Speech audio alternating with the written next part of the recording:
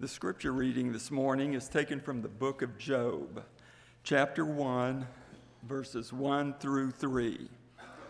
That's Job, chapter 1, 1 through 3. There was a man in the land of Uz whose name was Job, and that man was blameless and upright, and one who feared God and shunned evil. And 7 sons and 3 daughters were born to him.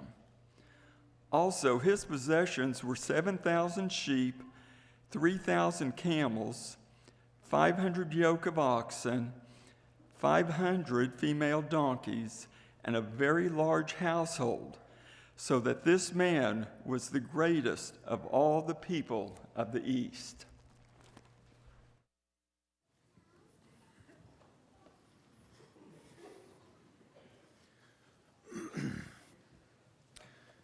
So we continue to pursue our theme for the year and ending on the idea of faithfulness. I've mentioned the past couple of weeks the language in Ezekiel chapter 14 where God specifically mentions the names of Noah, Daniel, and Job. You have a persistent unrighteousness, a persistent unfaithfulness.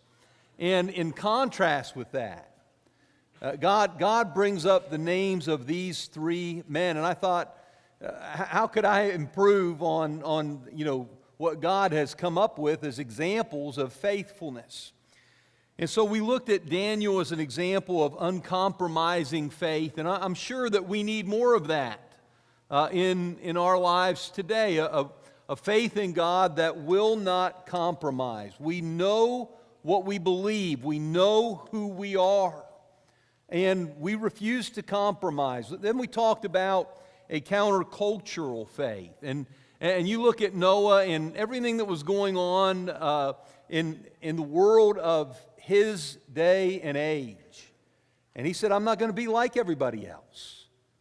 And it may feel like you're constantly going the opposite direction of the majority of people in the world. But listen, if that's what your faith demands, then that's what you've got to do. And so there is this idea this morning then of resilient faith. I thought of the word, start thinking about Job and his faith, and then I thought, well, I've used the word, maybe I ought to look it up. And here's how that word is defined. It means to be able to withstand or recover quickly from difficult circumstances. Doesn't that sound exactly like Job? Now, he not only faces difficult circumstances, he's an example of what it looks like to withstand and to recover from them. And so we're thinking about resilient faith. And you can keep your Bible open there to Job chapter 1. We're going to look at 3 main questions. Number 1, who is he? What does the Bible tell us about the character and the personality of this man? I think chapter 1 does a thorough job of introducing him to us, telling us basically everything we need to know. He's a family man. He's married. He and his wife have 10 children, 7 sons, 3 daughters. He's a wealthy man. Verse 3 provides kind of almost a comprehensive list of his possessions. We're told that he owns 7,000 sheep, 3,000 camels, 500 yoke of oxen, 500 female donkeys, a very large household. At the end of verse 3, this man was the greatest of all the people of the East. He's rich, he's powerful. There's nothing in the story that seems to indicate that he did anything questionable to obtain that wealth, or that he ever abused or misused his power and that came along with position in life. And all those things are interesting, but the most important thing is he is a faithful man. And I think the first verse of chapter 1 tells us pretty much everything we need to know about his faith and integrity.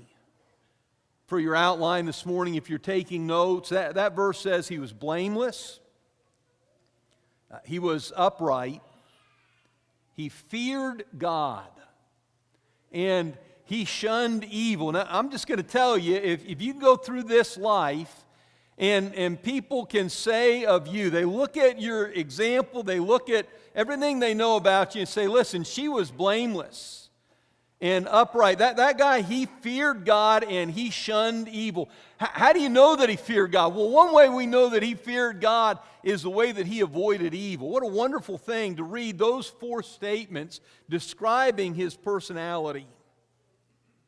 And here's something I think that's really interesting.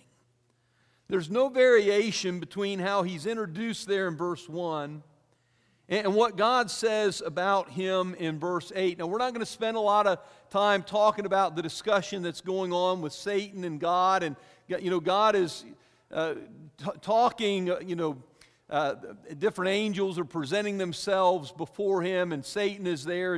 And ultimately, he's going to make a challenge to God about Job, but I want you to see what God says about him. It's verse 8, this brief interaction between God and Satan. And God says, have you considered my servant Job? There is none like him on the earth, a blameless and upright man, one who fears God and shuns evil. On your outline, you should see chapter 1, verse 1. Chapter 1, verse 8, same thing.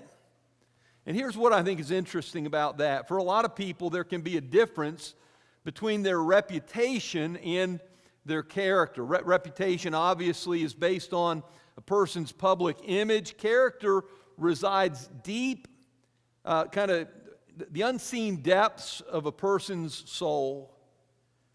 Character is about staying true to your values and principles even when nobody else is watching. It goes beyond mere appearance. It's the essence of the person. And here's something I think amazing about Job, and somewhat unusual. His reputation was in perfect harmony with his character. People believed certain things about him, and God confirmed that those things were true. He really was blameless and upright. He really did fear God and shun evil. And we're going to talk about what happened to Job. But before we kind of walk down through the facts of what happened to him, I want you to hear how he summarized or how he described the experience. This language has kind of stuck in my mind. I've thought a lot about these words in Job 3:25 over the course of my lifetime because they're so haunting. They're so disturbing. This is after everything we're going to talk about. After everything happens to him, he looks back on it and he says, what I feared has come upon me. What I dreaded has happened to me. I'm not kidding. I've spent a lot of time thinking about that language. There are things that I'm afraid to think about. The very thought that some of the things that have happened to other people, that those things would happen to me or happen to my children. It's a scary proposition. And most of us have things that we think about or that we know about that have happened in other places to other people, and we think, oh, boy, I hope nothing like that ever happens to me. And for just a moment this morning, I want you to think about some of the major fears that people have in life.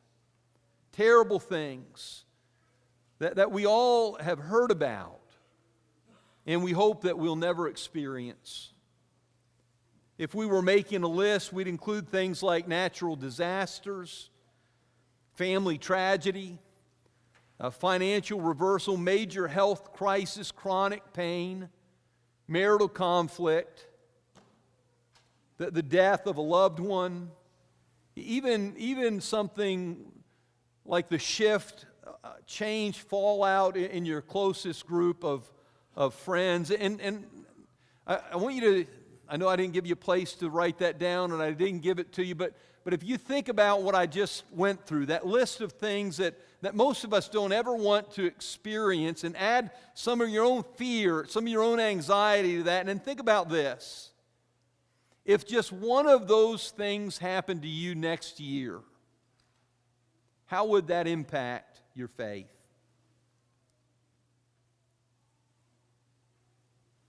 And as you think about that, remember that every one of those things happened to Job. And most of them all happened on the same day. Job 113 seems almost harmless. It starts with this language, now there was a day. It was just a day. Ordinary day like any other day. It would be a day in Job's life that he would never forget. It would be the day in his life where everything changed forever. Turned out to be the day that his seemingly perfect life fell apart and all of his worst fears came true. Some of you have had days like the day that's being described here in Job 113.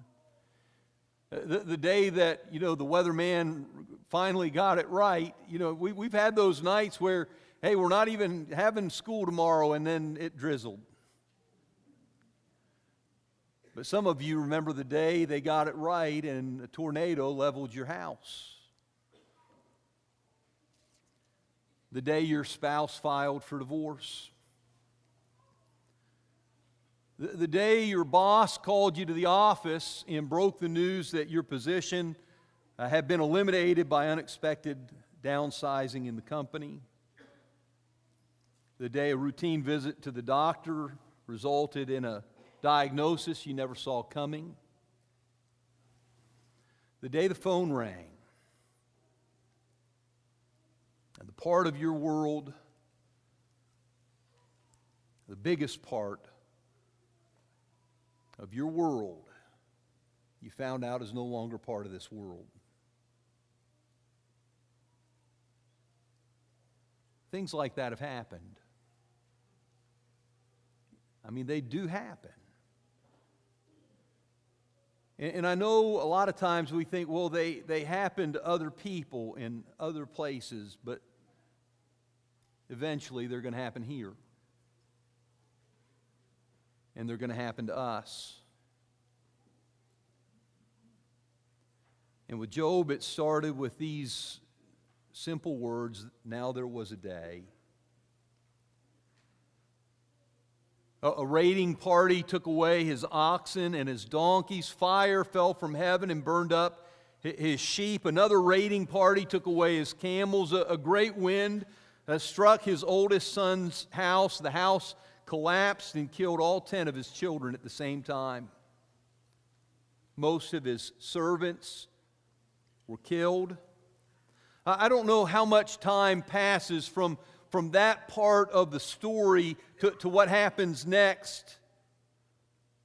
But if that's all that happened, he possessions and children. But then he's covered with painful boils from the sole of his foot to the crown of his head.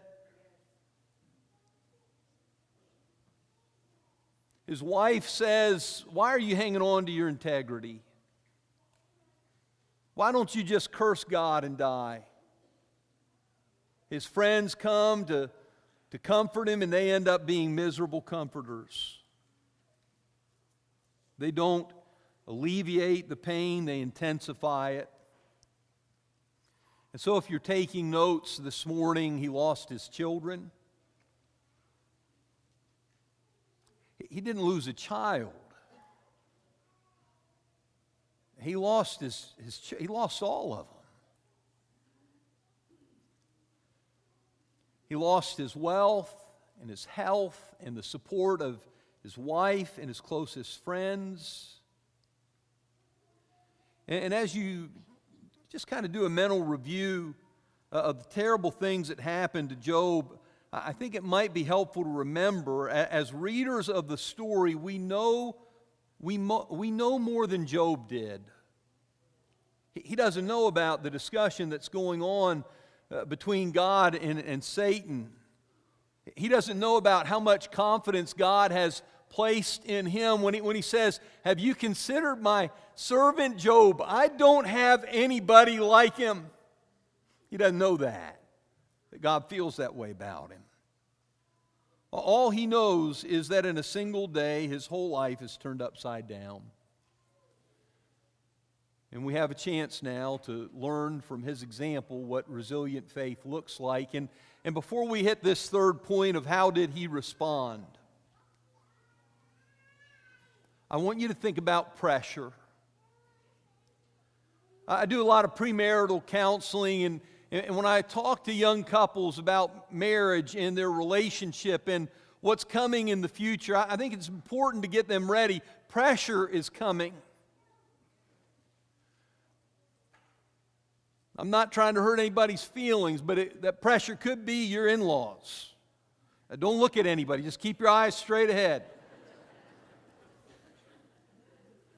That pressure, it could be, financial reversal, decline, unexpected decline in health. Part of the pressure could just be adjusting to living with somebody who grew up in a different family of origin, different traditions, different customs, in some cases, different religious background. And here's what I say to those couples. If you can keep that pressure on the outside, it will drive you closer to each other. But if it ever gets between you, it'll push you apart. Now, I want you to see this example here because I think this happens. I think the pressure of life sometimes separates people from God. They get disillusioned about faith. They feel betrayed. God, where are you and why would you let this happen to me? How could you do this to me? How could I get sick in the prime of life? How could my baby die? How could I lose my fortune? How could my wife walk away? God, where are you? There are some people when the real pain and pressure of life comes into their life, drives them away from God. But other people find a way to keep that pressure on the outside. I've heard people say it. When I went through, they'll say things like, when I went through the divorce, I was never closer to God. I never prayed like that. I never read the Bible like that. I never worshiped like that. When our son was sick, when our daughter died, when I lost my, whatever it is, they'll say, I almost wish that I could go back and re-experience how close I was to God in that moment. I never felt closer. Pressure can create a much deeper dependence on God, a much more intimate trust in Him. It does push some people away, but it forces others to get closer. And in my opinion, it's how Job responded to the pressure of losing so much in such a short amount of time. He allowed that pressure to drive him into the arms and close to the heart of God. So we look at what he did. Charles Swindoll has written several character studies of important people of faith in Scripture. And in the book that he wrote about Job, he said verse 20 is comprised of 9 words in the Hebrew text. These words describe what Job did. In the English Standard Version, it says, "Then Job arose and tore his robe and shaved his head and fell on the ground and worshiped." And I just want to walk through that language real quickly this morning.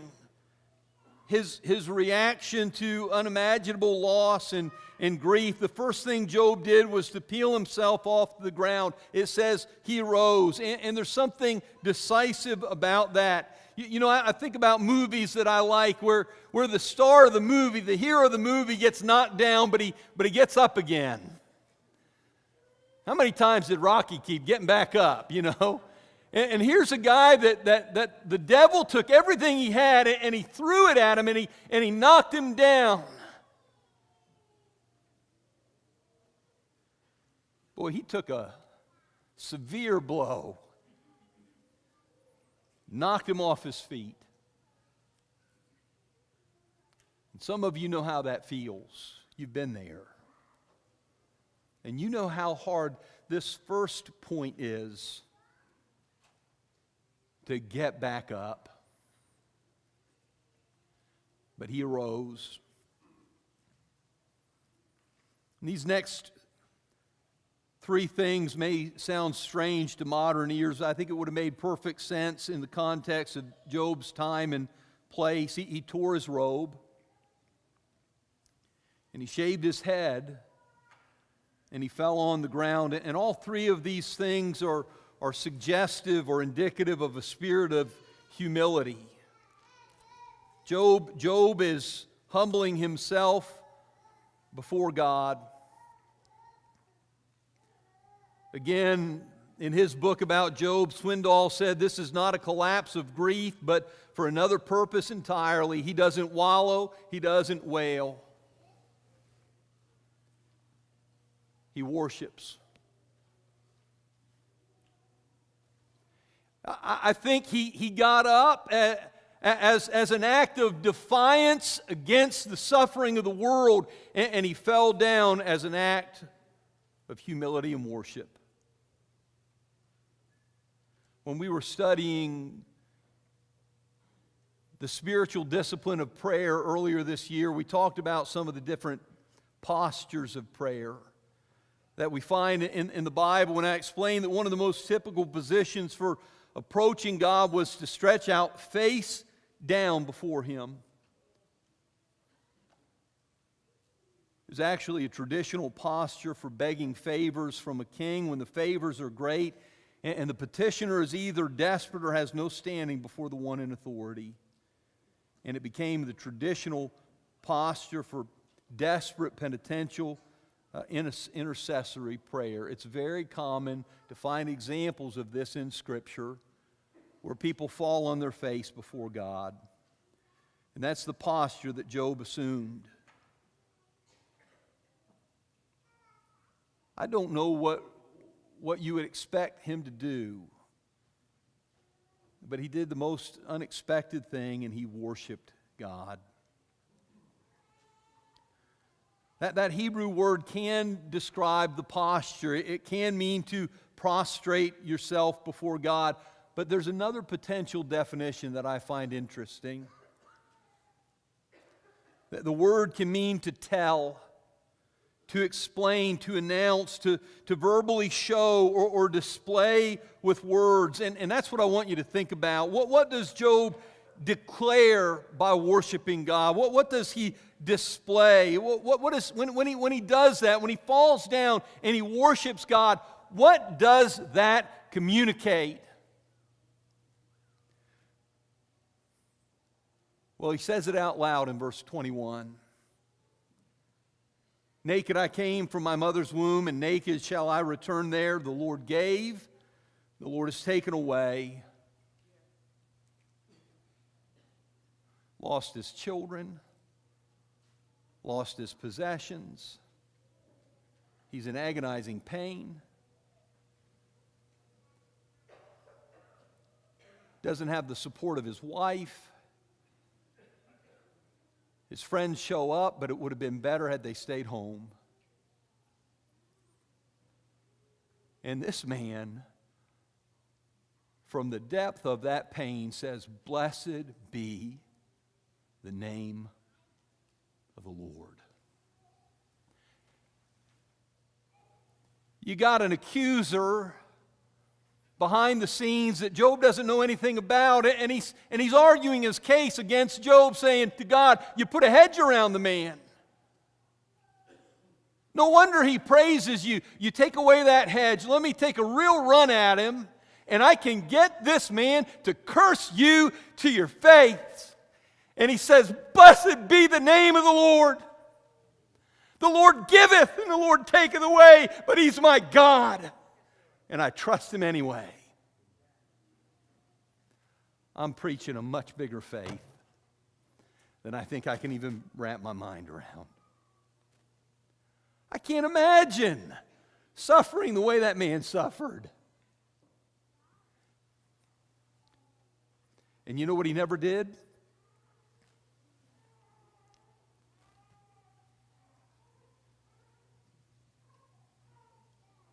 It's verse 22. In all this, Job did not sin or charge God with wrong. You can't minimize the inexpressible agony this man must have felt. You know, I look at the language, it says, in all this, and it seems to just gloss over. It's a lot. It's a lot. So many things that happen to him. We wouldn't want even one of those things to happen to us.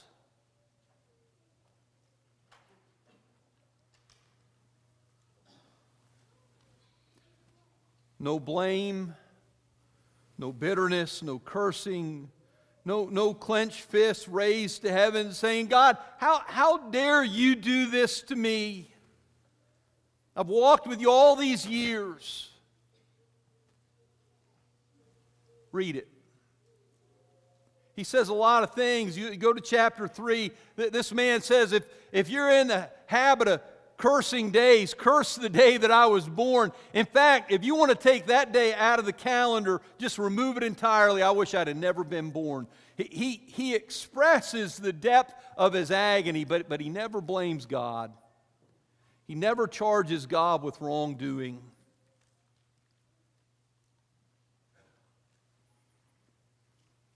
He refused to allow pain and the pressure of life to drive him away from God.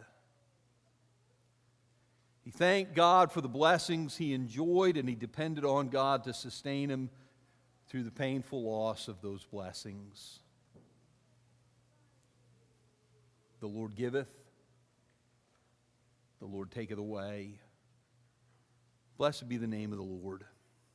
A couple years ago, I read this book. It's 205 Virginia Avenue by Steve Higginbotham. His dad was a longtime preacher. He lived in that house, 205 Virginia Avenue, right next to the church building. Spent most of his life, maybe his whole career, preaching for that one church. And Steve wrote the book just about life together as a preacher's kid and growing up in that house. And it was really about his mom and dad and their faith. And in the book, he talks about being the youngest of 3 kids, 2 older sisters, Janie and Donna. And his sister Donna was born with Down syndrome, and I guess it's not uncommon for there to be some kind of a heart defect that comes along with that. When she was 9 years old, she passed away. He was 3. And he said, I don't know how many of my own memories I have of my sister Donna. I have memories, but they're memories of stories that my parents and my sister have told, but I do have one. I do have one memory that's my own. I was 3 years old, and I was sitting on my parents' bed. And he said, I don't remember if it was after she died or if it was after the funeral, but I was sitting on their bed, and they were on their knees, crying and praying. And he said, that I remember. That locked itself in my mind as a permanent memory. And then he said this. He said, I didn't understand it when I was a little boy, but as a grown man, a husband, a father, here's what I learned. Brokenness does not mean faithlessness. When you're broken, that's when you need your faith the most. I want to say to people here this morning who understand what it means to be broken, do not assume that the pain you're feeling is an indictment of your faith, because it's not. Just because you know what it means to be broken doesn't mean that you're faithless. I'm going to do something different today. Now listen, if you need to come and be baptized, you need to come and ask for prayers and encouragement, you can come. But this morning, instead of calling it a song of invitation, we're going to call it a song of affirmation. We're going to sing a song that goes along with the lesson, and it affirms our faith. That when things are good, blessed be the name of the Lord. And when things are really hard, blessed be the name of the Lord. Would you stand as we sing together?